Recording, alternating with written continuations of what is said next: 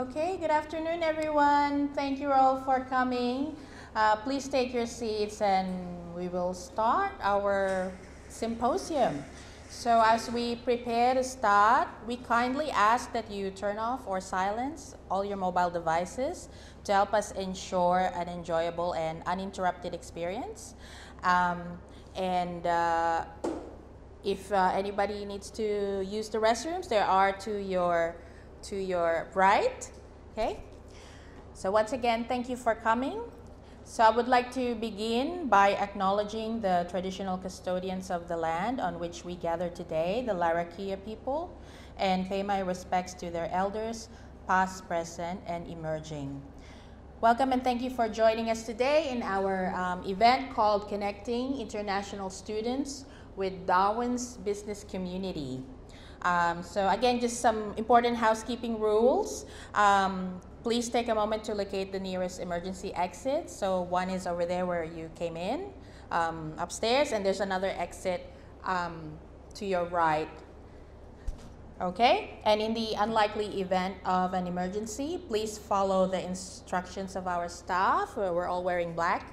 So, by the way, for those of you who don't know me, my name is Carol. I'm a registered migration agent, and I'm also the director of Enhance NT, and we provide visa and migration services. Can I just get a hands up for all the international students who are here today? Okay, thank you for putting your hand up. So like you, I was also a student. I also studied an Australian qualification before I came to Australia, although I did study remotely. And it wasn't in Darwin, it was in Brisbane. So I went through what you guys went through, and I've been in Darwin for the past 7 years now, so I'm now an Australian citizen. And the reason why our business is doing this is to reach out to you guys, particularly international students, because I believe you guys are the future leaders of Darwin. I mean, hopefully you stay in Darwin for the next 3 more years after your studies. But yeah, I really believe that you guys are the future leaders of our community. That's why we really want to get to know you and reach out to you, and so that we know who's in our community. And I don't know how long you've been here in Darwin, but you know, since I went through what you guys went through, it's good to share our experiences living here, and of course, you know, getting to know who the businesses are, who's going to help us get our goal of becoming a permanent resident and eventually an Australian citizen. So I went through that experience, and now I'm very lucky that a business owner actually helped me become a permanent resident. So that's why I'm doing this, because I want to pay forward what my previous employer did to me and help me become what I am today. So for now, I would like to take this opportunity to tell everyone about our company, Enhance NT, and my education agent, Anna, is going to talk about Enhance NT for the next 5 to 10 minutes. So please give a warm applause to Miss Anna Kamahala. Thank you, Carol, for that lovely introduction. Good afternoon, everyone. Welcome to our event, Connecting International Students with Darwin's Business Community. Welcome. So, before we proceed with our presentation, I would like to acknowledge our partner schools, namely CIM, Canterbury International Institute of Management, BIC, that's Bayside International College, ICAE, International College of Advanced Education, AussieNet, and of course, Alana K College. I believe they sent representatives from their school, right? Hi, thank you for coming. And also, we would like to express our heartfelt thanks to the NT Chamber of Commerce, because if not for them, this event will not happen. Thank you so much for your support, for your invaluable support, Ms. Michelle Borges, and a representative from Charles Darwin, Tasfia. Thank you for gracing our event. And of course, to our esteemed guest speakers. All right? So I'll be briefly discussing to you, I would like to briefly introduce to you about our company, Enhanced NT, and what we do, and the people behind it, the services that we offer. All right? Yay. All right. What is Enhanced NT? So Enhanced NT was founded in 2019 with the mission to empower businesses that bring more people in Australia, particularly here in the Northern Territory. So Enhance, the company has this passion to build people's dreams. As Carol mentioned, it's also her way of paying it forward. And our team, the people behind the Enhance team, it's being led by Miss Carol. She is a registered migration agent and also an education agent. So Carol has a combined experience of 16 years in Australian immigration matters. And I'm also proud to share that Carol and her team, that includes myself, have all previously held senior officer positions at the Australian Embassy in Asia and the Middle East. So I'll just, briefly introduce to you who are the people behind the team. First is Ross Kisaw and Claudette. By the way, most of them are based offshore.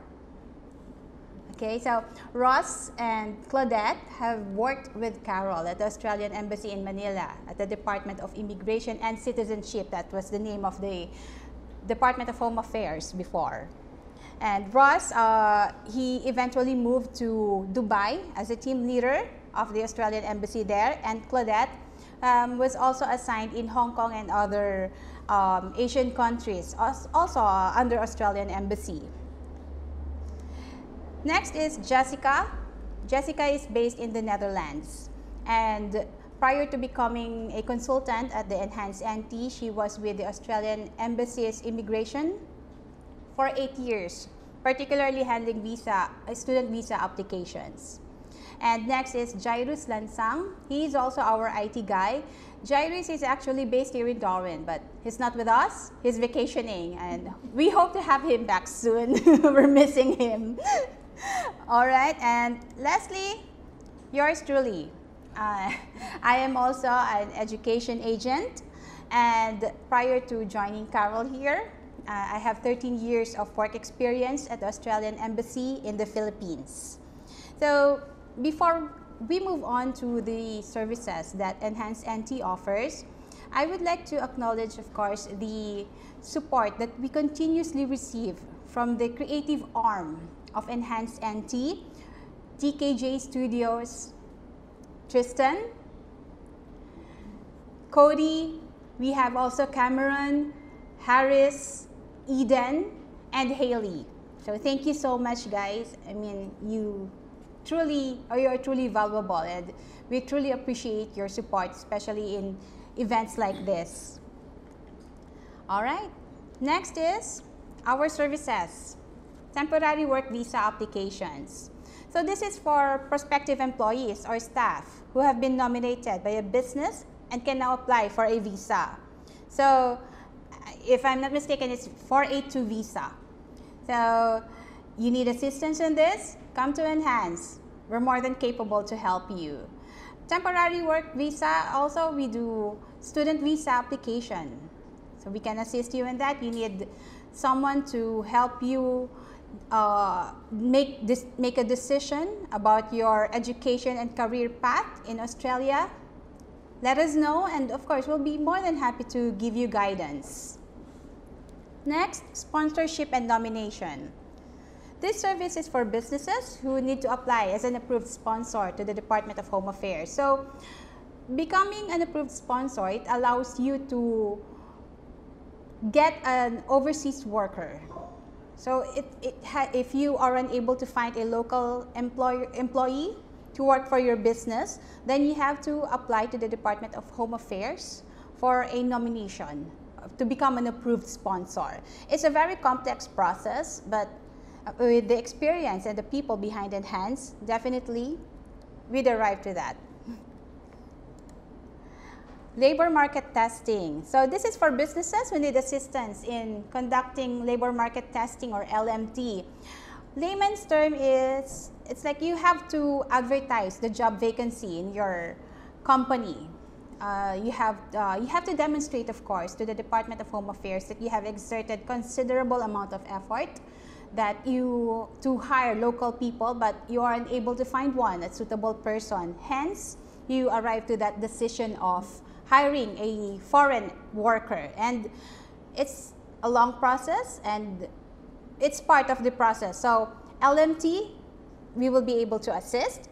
Training plans, this is for visa 407. If your company needs assistance in creating and implementing a unique training plan for your people who wants to come here for a 407 visa, Enhanced NT, of course, will always be there. Ooh, next, appeals for refused applications. This is very disheartening, yeah. No one wants this. But if you're wondering if, can I still make an appeal? Am I eligible? We'll be able to give you advice. Not everyone, of course, is eligible to apply an appeal or submit an application to the tribunal. And again, it's a complex process. So we'll be able to help you and guide you on that matter.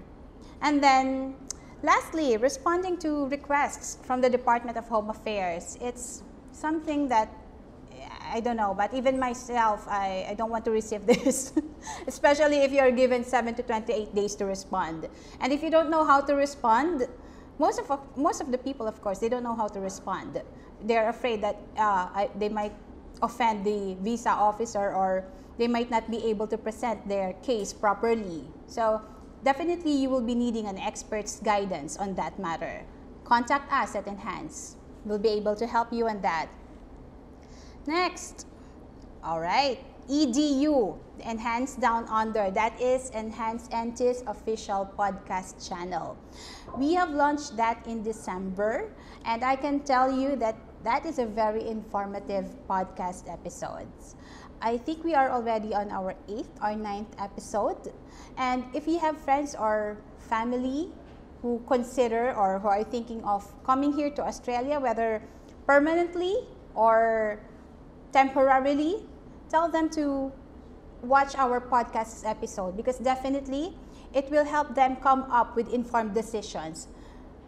I mean, as former visa officers, we give you a glimpse of how your application is treated by visa officers. I don't think our former colleagues would be happy with that, but it would help. It would help that you know how your application would be treated. And we, of course, we're no longer decision makers, and we cannot assure you that your application will be approved. But to be able to have that information will definitely help you with any decision that you're going to make. All right? Thank you for that. So I'm just going to do a bit of setup for our next presentation. Please bear with me.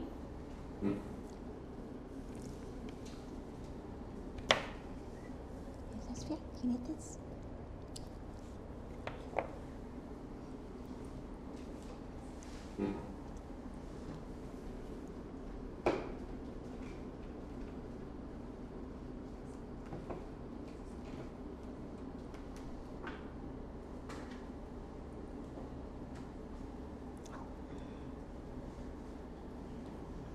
My introduction.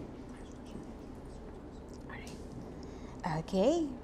So moving forward, it's my pleasure to introduce Amila Gunawardana to share with us her expertise on an important area for migration and study, which is PTE. Ms. Amila is a certified Person Test of English Associate and was recently recognized by Persons at the Persons Partners Meet 2024 for her dedication and commitment. She holds a Master's in Business Administration from Anglia Ruskin University, Cambridge in the UK. She was also awarded a scholarship by Griffith University in the Sunshine Coast on a short course on sustainable tourism. Travel and tourism has been her DNA. but she has experience in diverse areas of business. Ladies and gentlemen, let's all welcome Ms. Amila.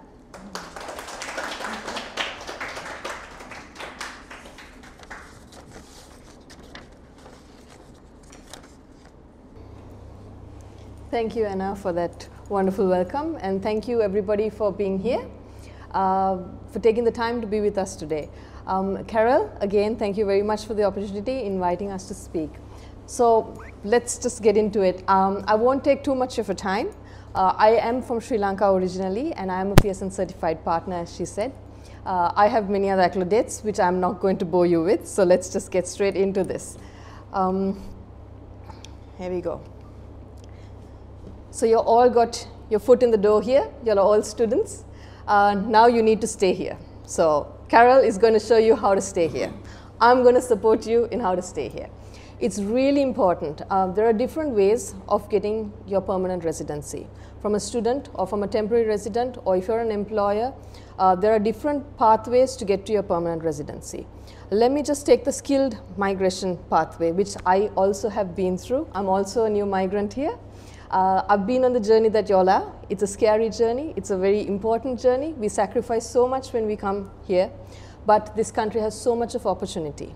It's not just about coming here. We have to learn to embrace their culture and live with them in harmony. So coming back to Pearson's, to stay with the 65 points is what you need to get your permanent residency. There are different ways you get it.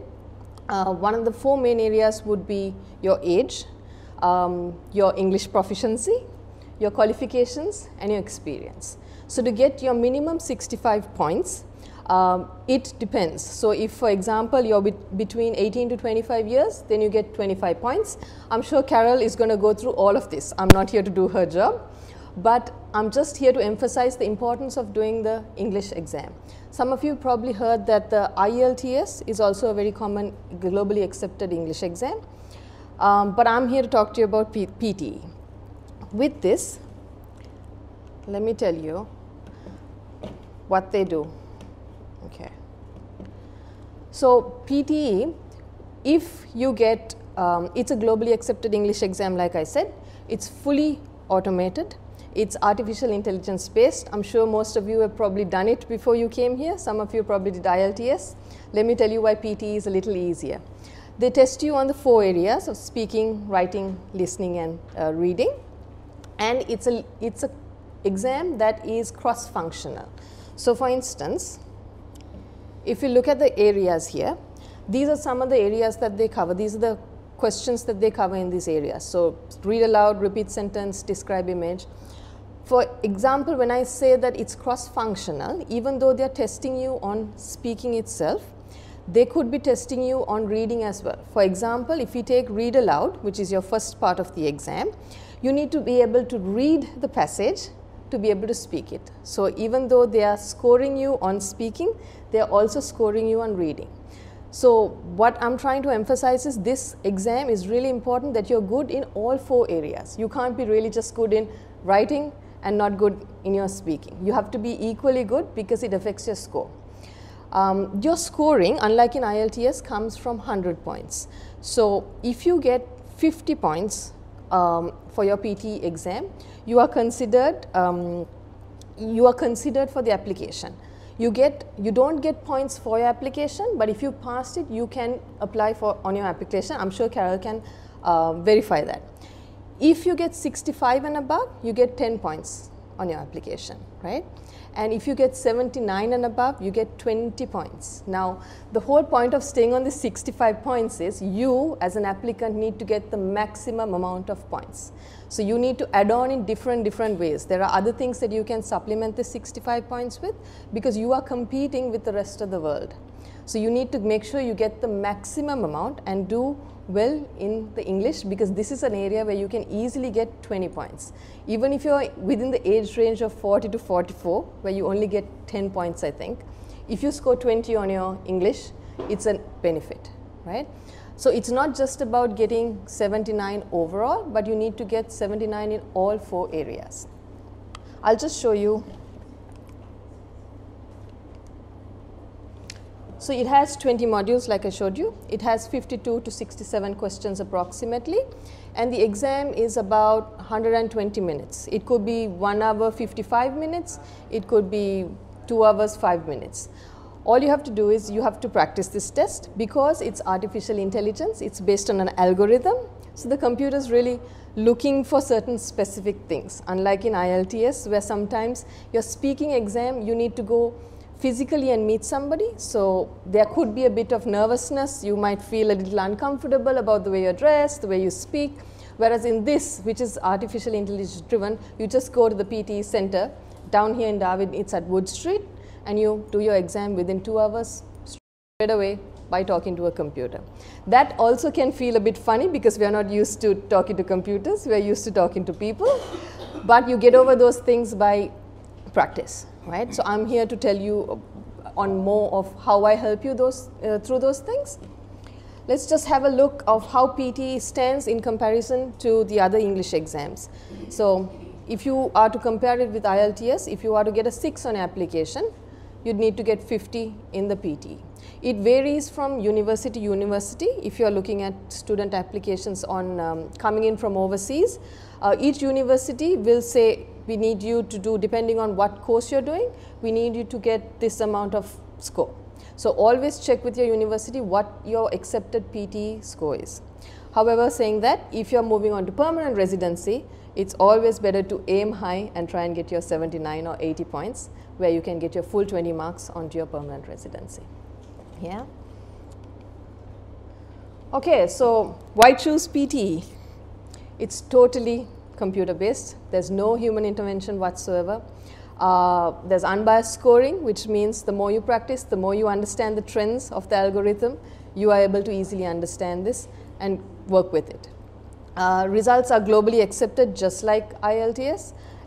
It's 2 years valid, which makes it equally valid, and you can get the results within 48 hours. That's the most important thing. Your results come within 48 hours. 95% of the students receive their results within 48 hours. Maximum time it will take is 5 days, right? So I always think personally, I've done both the exams myself. I feel that PTE is much easier. When I say easier, I believe the content can be a little lighter, because in IELTS, the writing section can be a little heavy because you've got comprehension, essay writing, letter writing, all of that. Whereas in PTE, you have only 2 areas, which is to summarize summarize written text and to write an essay, which is a little more structured. So I feel that PTE can be easier, but again, it's about practice and how you work around the system. Okay, so why go with me? I have been in this industry for the last 5 years.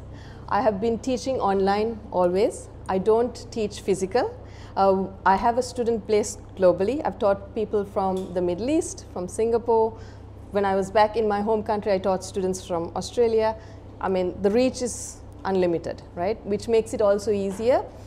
Because PTE is given to be a computer-based exam, if you don't understand me over the computer, then there's no way you're going to be able to do the exam, right? I also teach on a flexible time schedule. So if you want to do classes during the evening after work, or if you want to do early morning classes, I'm very flexible. Each class is about 60 to 90 minutes.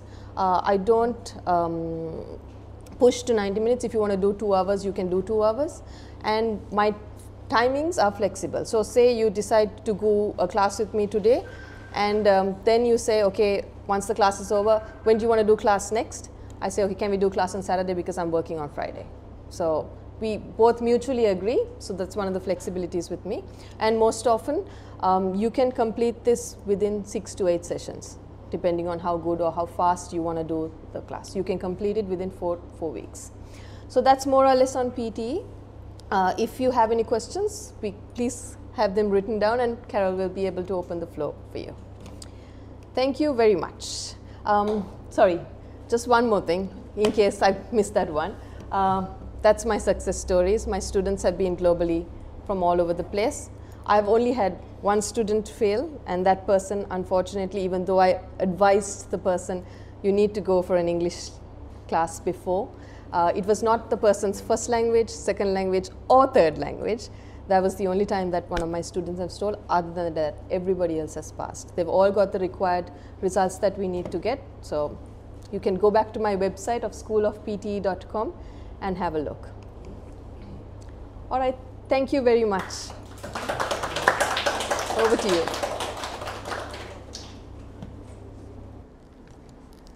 Thank you, Amelia, for that very insightful presentation. I'm sure we're all eager to hear more about the Chamber's initiatives and how they are championing the growth of local businesses, particularly here in the Northern Territory. That's why we have our next presenter, and I'd be happy to introduce Mr. Rohan to everyone.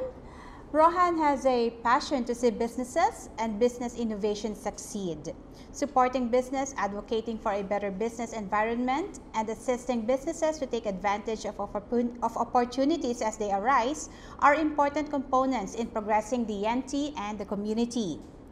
Working with the Chamber of Commerce as the manager of industry councils allows Rohan to advocate directly for individual businesses and industry sectors as a whole.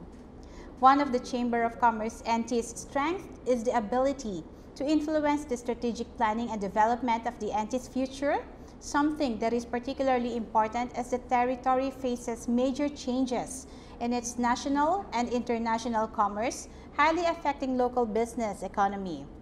Rohan is an experienced manager and team leader. He has a diverse trade and business background and qualifications to match. Following a certificate of electronics, Rohan has worked in industry as a production manager, electronics technician, and commercial pilot and aircraft engineer, working overseas in Papua, Indonesia. He has been closely involved in technical training and leadership, including working for 12 years with Charles Darwin University as team leader for the Metal Trades and Engineering team. Everyone, let's all welcome Mr. Rohan Badenhop.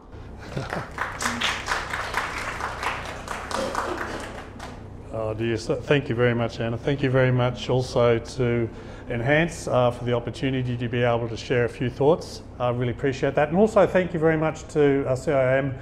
We've also got BIC, ICAE, and of course AussieNet. And Kevin, if you ever do watch this, and I'm sure you will, I really do appreciate AussieNet and their contribution. Alana Kay, of course, also good chamber members have their presence here today, and it's really good to see you here.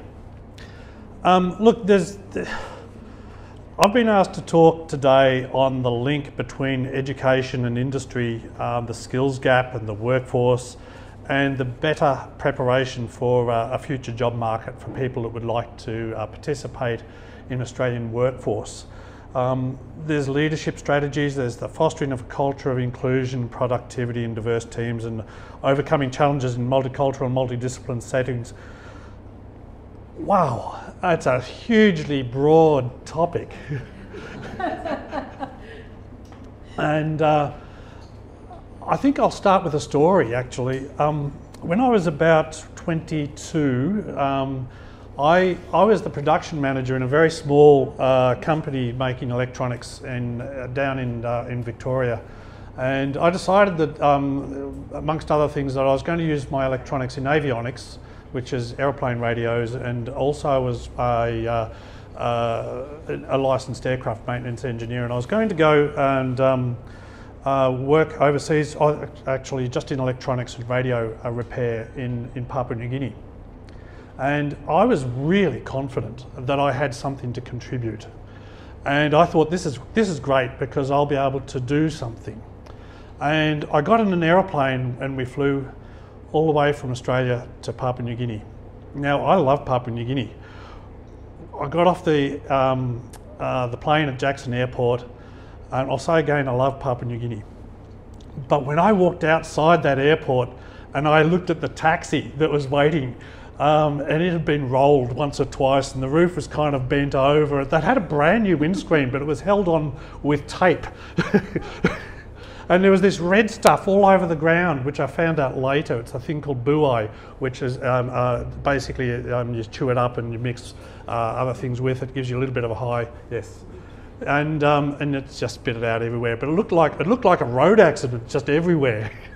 And it suddenly occurred to me, this overconfidence that I had, I knew I could do something, all of a sudden just went out the window. The rules had changed. Everything that I knew had changed, the stability, and I just wanted to turn around, get back on the aeroplane and go back to Australia where I felt comfortable. And I knew that would be a bad thing, and they probably wouldn't let me on the aeroplane again. But I did what turned out later to be a really smart move. And I turned around and I looked for somebody who might know a little bit about what's actually going on. And there's this this strong, strapping young 22-year-old lad, me, went and asked this, what was about a 60-year-old frail-looking white lady who was at the airport, who was talking in pidgin and knew what was going on. And she was my mentor for the next half day. And she helped me make those connections that I needed to make, what to do, what not to do, and how to get from my culture and start to get immersed into the Papuan culture. It's not that I had to be Papuan to understand it, but I needed that gap. I needed to bridge that gap, and it's about cultural gap training that occurred at that point in time. And it was one of the smartest things that I ever did. And I now look back on that and I see that gap training in so many ways. Just as a little bit of an introduction, I've been a TAFE teacher now for about 12 years or 13 years. In actual fact, probably about 30 years. Because I was teaching when I was in Melbourne before I left. I was actually doing part-time training at RMIT in computers. I did some training when I was in a place in central Victoria, and then when I was overseas I was training a lot of local staff. When I was in PNG, I was training back when I got back home again, and then I did some training officially in Indonesia, where I went and I worked as a radio tech. And it was all part of this contribution towards understanding what training is about. And the Australian way of doing training is about finding a skills gap, a qualification gap. So we have a worker in our team that might only be able to do this, but we need him to be able to do this. So where do we put our training in order to get that person up? And that can be somebody from outside our organisation, and they need this qualification. And so we have in Australia an accredited training system, and that qualification will qualify you to do a job. But how did I feel when I had finished my qualifications and started doing electronics? I thought, this has got nothing to, what I just studied has nothing to do with what I'm doing. And then later on I realised it had everything to do with what it was, but I was qualified to do electronics, but I wasn't ready for work. And there's a big difference between a gap, a qualification gap, and a skills gap, or a preparation ready gap for work, and ready for work and what you're doing.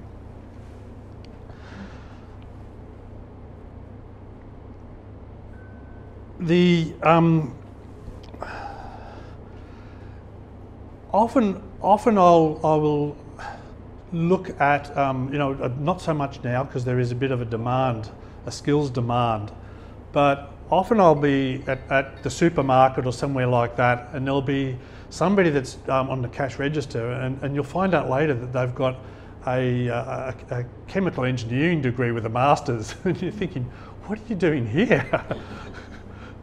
And they're an intelligent person and all that sort of stuff.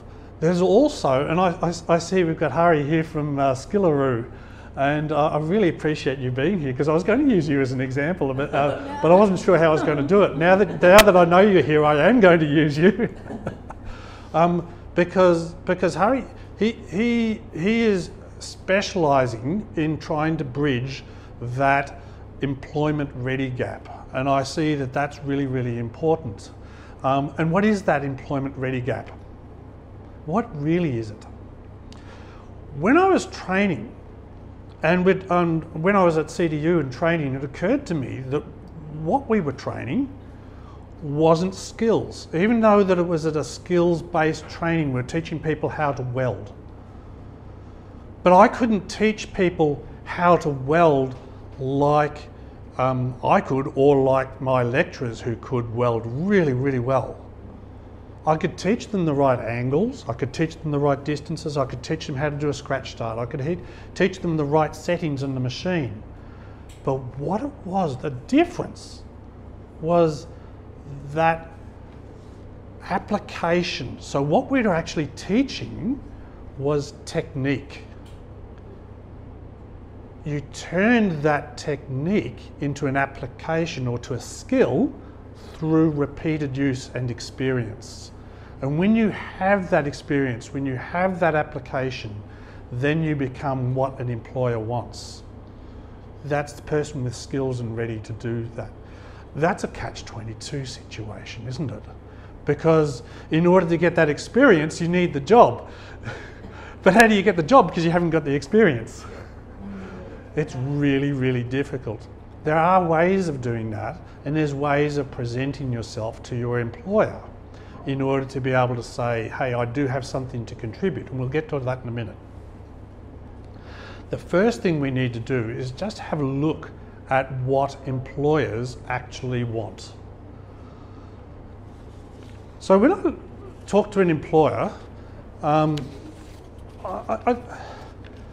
everybody thinks that, well, that's not true. Not everybody thinks, but it's easy to think that all employers think about is money.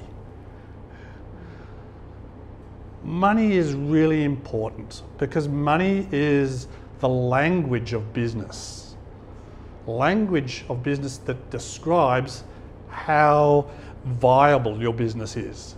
If you don't have money, you can't do things. Your business is not viable. You have to have money for business to operate.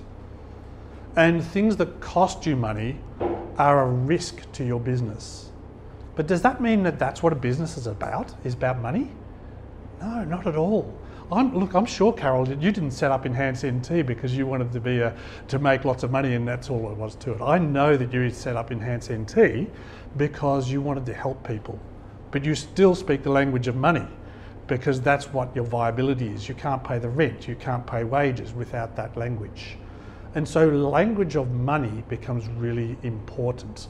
And as somebody who wants to work for a business, if you don't realise that you need to speak that language as well as English, then you're not going to be able to fit in as part of that team.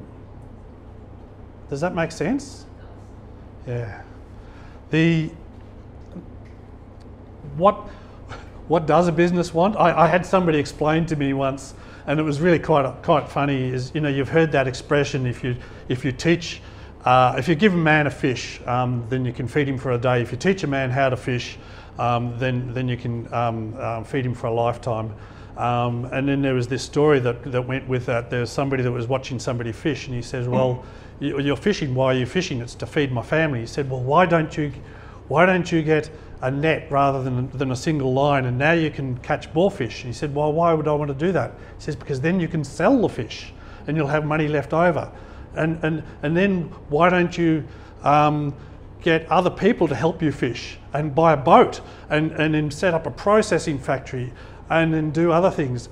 And we said, "Why would you want to do that?" He says, "That way you can become rich." And he says, "And then when I'm rich, what can I do?" "Oh, you can take time off and go fishing."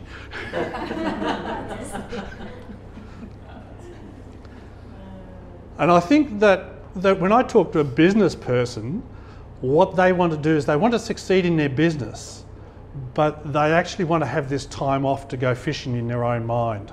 They don't want the risk. They don't want the hassle of having to run all those problems that come with the business. They want the business to be running like they want it to run, which is people that are part of a team that are going to drive it forward so it becomes exciting and not a problem. So you don't stay awake at night and worry about stuff. But what it is you're excited to go to work the next day because you know that some of the solutions for your problems are going to come from your team. They're no longer a risk, but they're an enhancement. That's what you want out of your employee. You want an employee that can talk money. You want a person that can talk their same outcomes as what you're talking about.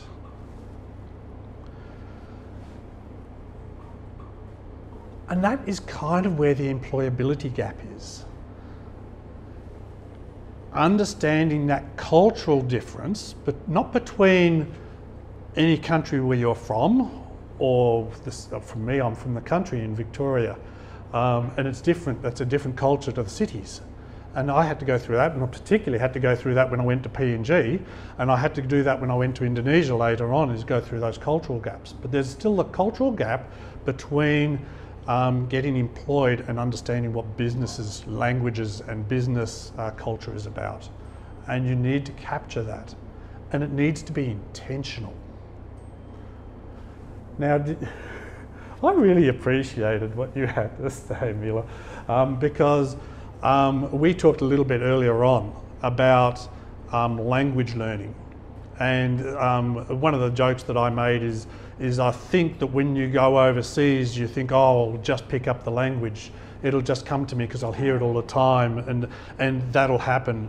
I would then associate with a lot of English speakers because I found that comfortable, and we'd all end up with the same bad accent and the same bad language. And so I'm not saying you shouldn't associate with people from your own country, but thinking it's just going to happen is the same as grabbing a dictionary, putting it under your pillow and thinking that that's going to happen by a thing called osmosis. It's just going to absorb into your head, and that's not going to happen. You have to be intentional about your language learning, about getting your accent right. And I know that, for instance, with Indonesians, and they said, oh, I want to learn English. And I said, the first thing you have to do is learn how to say 3 and put your tongue out. And they go, 3, because it's really impolite to put your tongue out. and I had to do the same, going back the other way. There's all these sayings that I had to learn in Indonesian, and it took me a little while to do it and trying to get my language right. And one of the best compliments I ever had was when somebody asked me if I was from Malaysia. Because I didn't have an Indonesian accent, but I had something, but it was still close to an Indonesian accent. And that was over the phone. And it was like, oh, I'm nearly there. That was 15 years ago, and it's not that good anymore. But intentional language learning is really, really important. Intentionally learning what your employment is really important. Intentionally learning what customs and everything is really, really important. And that will help you bridge that gap. The other thing, we've already talked about this, is having a mentor. Hari's directly offering that mentorship for people that are coming out where they've got a skills gap, particularly on accountancy and various other things like that. And he's talking about how to get those people the experience that they need in order to be employable. Because that's that gap is going to be jumped, and it's jumped in a way that's very intentional. I know that, Carol, you're looking at, and particularly when you're looking at some of the how do you present yourself for Home Affairs and for Customs, and how do you bridge those gaps, and that's one of your jobs. And so you have that job because people have to be intentional in order to do that. And English learning, I think Emil is doing a really great job in regards to that.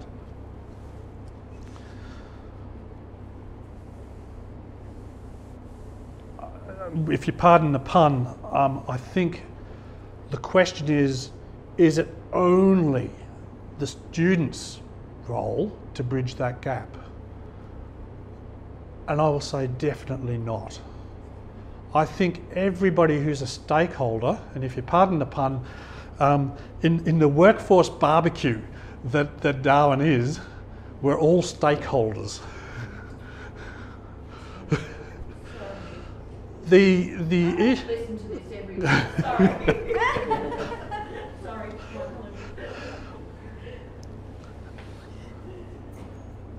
if I was an employer, I need to become that mentor. I need to be able to bring somebody up through that gap. I need to be able to help them be able to do that. I need to put out my hand and say, I'm interested in where you are. I recognise the cultural differences, but I also recognise that when I'm talking to, let's say for instance, a Filipino person, that they're not just a Filipino person, they're a person with their own identity, and so I can't just do a stereotype over the top of that. I have to understand that there is somebody in behind that, so they're not just Filipino. That's part of their cultural identity, but they're a person. And I need to develop that relationship that's bigger than just as a worker. And if that's really important for me as an employer, I have to be aware of the fact that there might be cultural changes and differences. You know the hardest problem that I had when I was overseas about cultural differences? It wasn't between myself and somebody from Papua New Guinea. It wasn't between myself and somebody from Indonesia. It was between myself and somebody who was from America. Because that's where those gaps were not expected. Those differences were not expected. And it was big. I thought, oh, how impolite, you know. And they were saying the same thing about me. We made some really good friends, by the way. But that was where those surprise gaps were. And you have to be aware of the fact that there's going to be those gaps. You have to be able to speak clearly. And you need to be able to speak openly and transparently. Wow. Wow, that's a difficult one. Do you understand what I'm talking about? And everybody in the room is going to go, yes. What does that mean? No.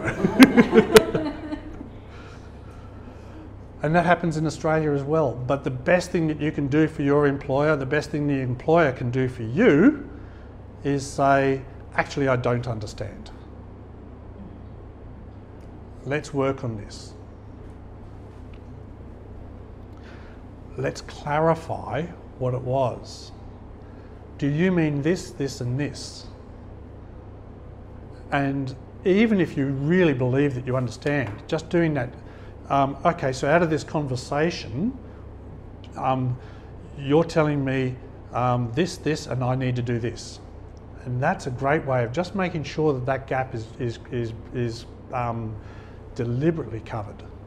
This is going both ways. I'm not talking here, I'm talking about the employer as much as I'm talking about the person, the employee.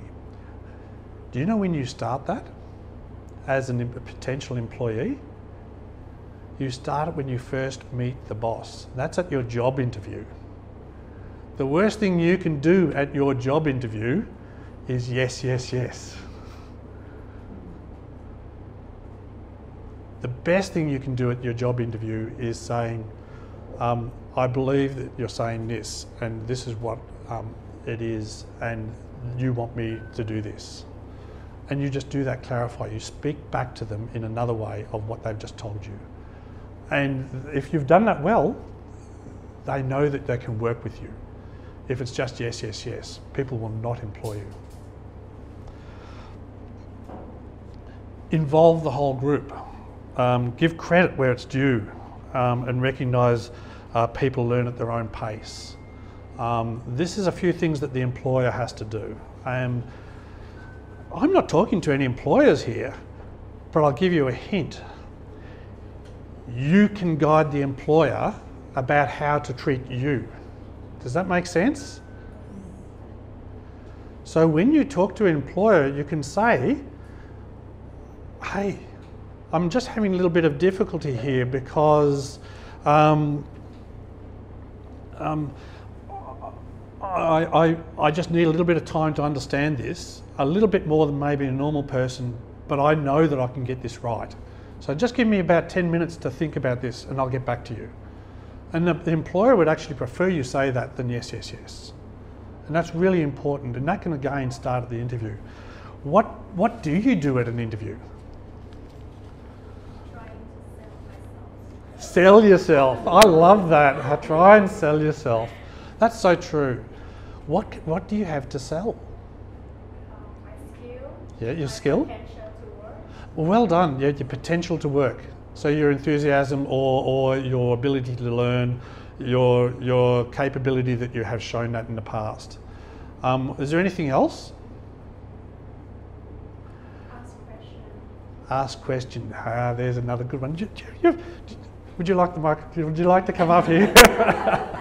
What don't you talk about in the interview? Maybe what you can't do. Maybe. I sort of agree with that. Don't tell a lie. I agree with that.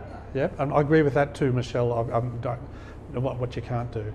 What you also shouldn't talk about is things that give away where people think, oh, that's all they're interested in. So you don't talk about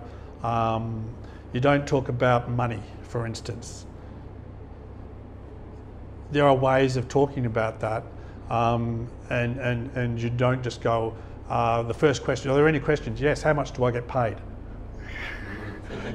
What has that just said to the employer? It's all about the money. It's not about me capturing your goals. It's not about me understanding your financial needs. It's not about me trying to bring solutions. It's just about money for me. How much time do I get off? So benefits, that's where you're going to also trip up. Don't talk about that. It's not meant to say that you shouldn't consider those things, and there's ways of doing that, but be really careful. But I will suggest, and I'm not going to talk about the ways of doing that now, but do seek out somebody about how to do that with an interview. So things like, look, I really am enthusiastic about this job. It's what I want to do in my life. I do have a family to feed, so I'll have to consider the remuneration. However, what I'm wanting to, that's a way of talking about the money, because you've got a need, but it's not your first look. Does that make sense? It's not that your money is not important. It's just that you've got to look at it from the employer's point of view. Leading up, we've talked about smart questions. I love that because you hit it right on the head.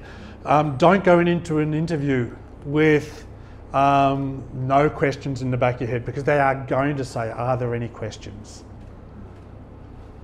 So think of a question, and when you're employed, think about how you ask these questions. I'll start with after you're employed, or if you're doing work experience or something like that, or even when you're at school. Do you know what a dumb question is? I've finished, what do I do next? That's a really dumb question. It's good to ask the question, but why is it a dumb question? Because it shows you're not thinking. I've completed that. Should I do this next? Should I do this next? Or maybe something else? They're good questions because it shows that you're thinking. So when you go into a job interview, have a thinking question there in your back of your mind about what you're going to ask. Does that make sense?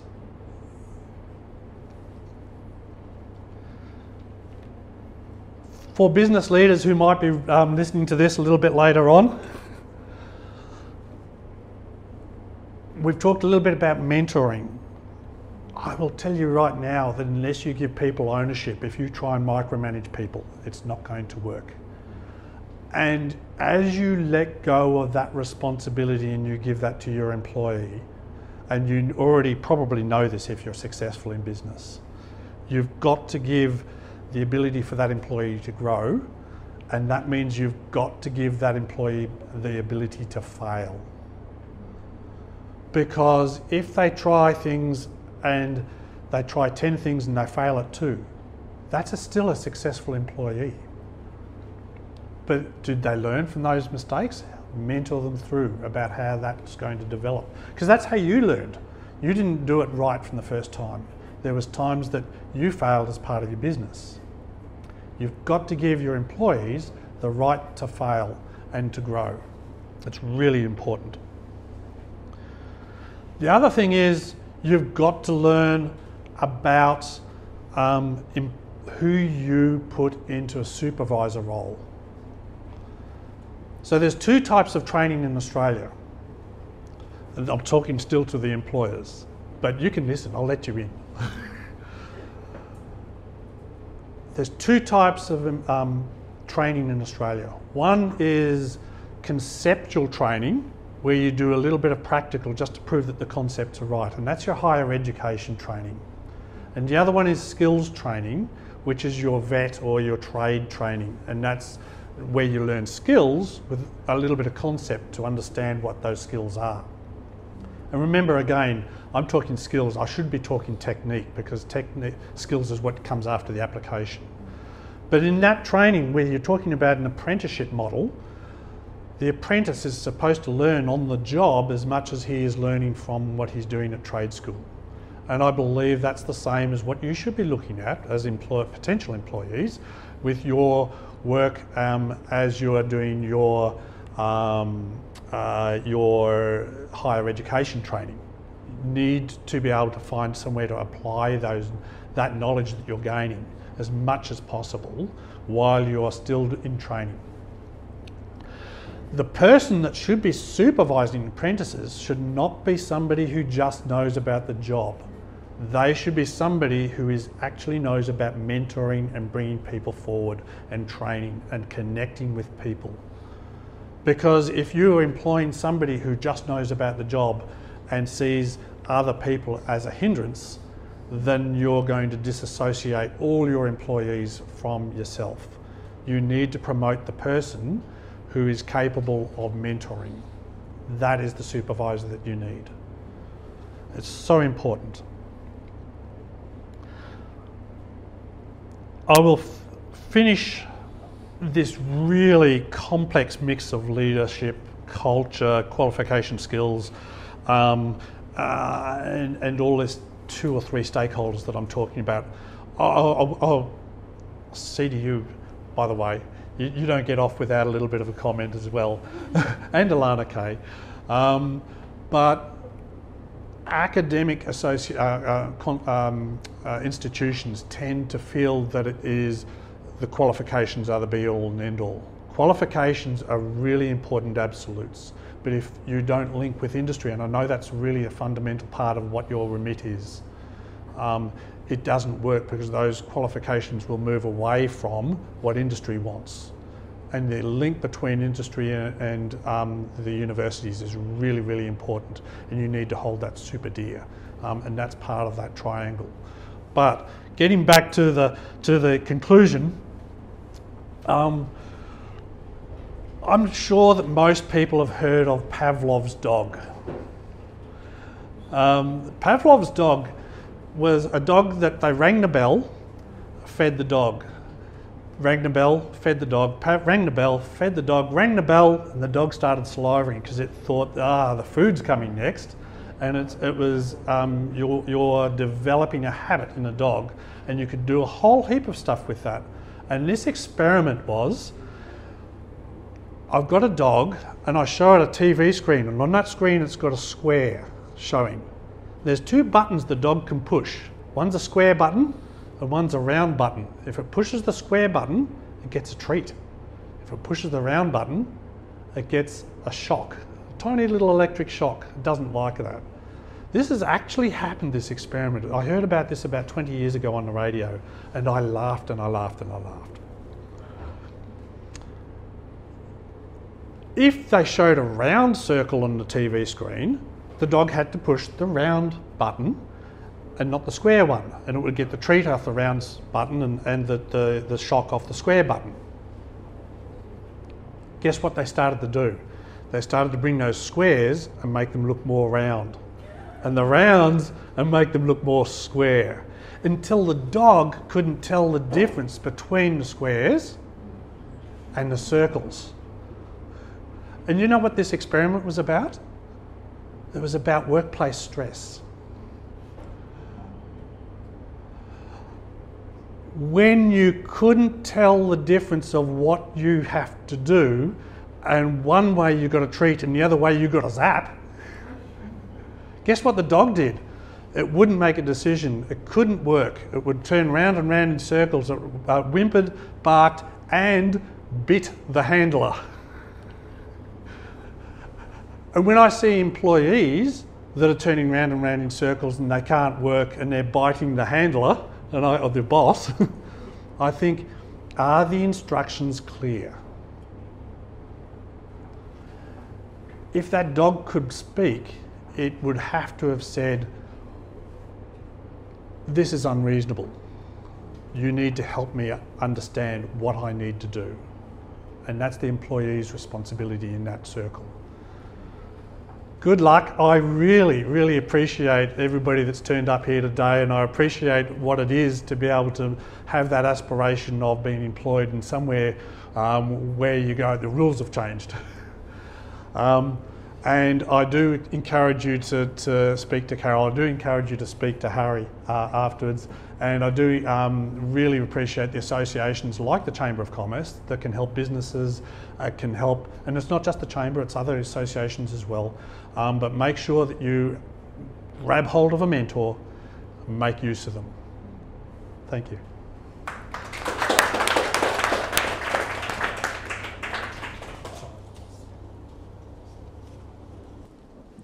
Thank you, Rohan. I am just very thankful that this symposium is recorded.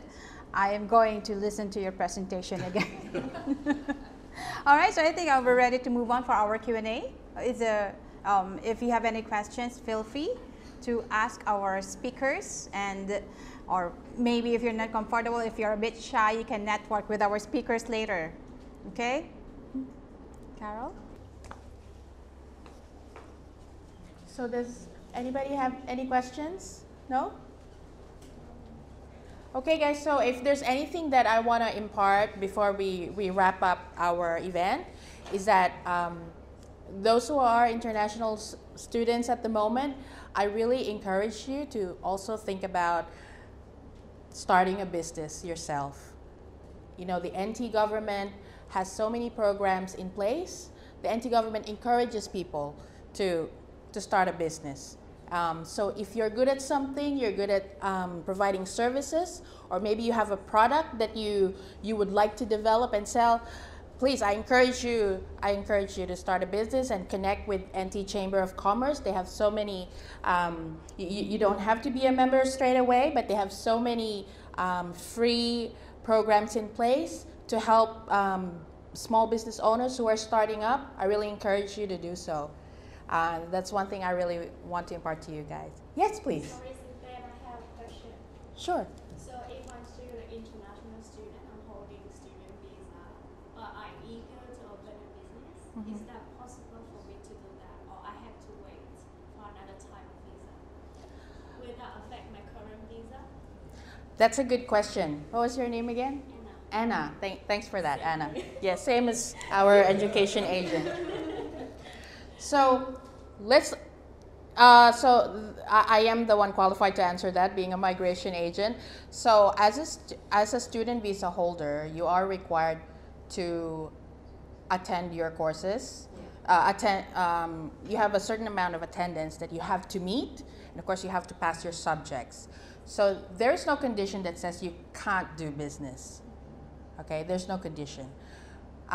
So in answer, you can, as long as you don't, you continue to meet the conditions as a student. You can. So in terms of conducting a business, of course, you must have an Australian business number. You can be a sole trader, or you can start a company. A company would be a separate entity from you as a person. Okay? So that's my answer. The answer is yes, so long as you continue to meet the conditions of your student visa by studying, meeting all your course requirements. Yes. Okay. Any other questions? So anyway, that wraps up our symposium, guys. So now the floor is open for socializing. If you guys want to come up to me and get to know me more, you have any questions, feel free to come up, and we will have our events coordinator Tristan will be going around interviewing people, if you don't mind. Please do share your experiences with our Darwin community. Thank you guys so much.